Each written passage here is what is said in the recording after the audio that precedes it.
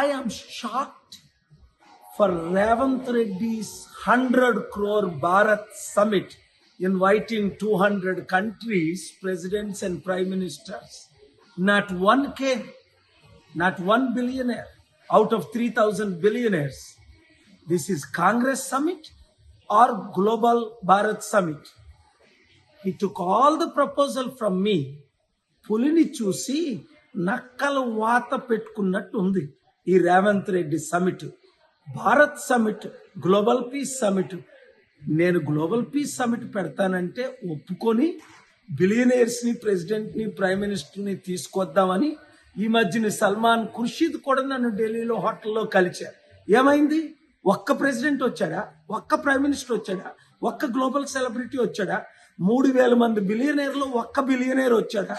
ఒక్క కంపెనీ వచ్చిందా? అంటే వీళ్ళు కాంగ్రెస్ షో చేసుకోవడం. కాంగ్రెస్ సమిట్ని పెట్టుకొని కొలంబియా నుంచట, అర్జెంటీనా నుంచట ఎప్పుడో ఫార్మర్ మినిస్టర్లు. ఎంత సిగ్గుచేటు!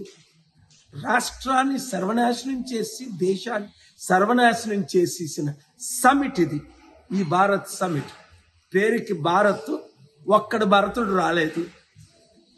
ఇప్పటికైనా రేవంత్ రెడ్డి బుద్ధి తెచ్చుకుంటే ఇక్కడ టర్కీలో ఎలాంటి సమిట్ పెట్టావు?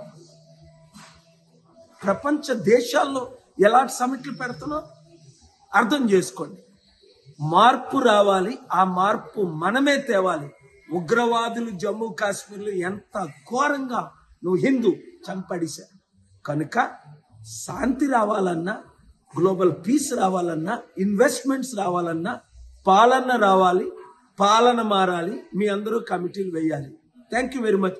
ఈ వీడియో అందరికీ షేర్ చేయండి. God bless you.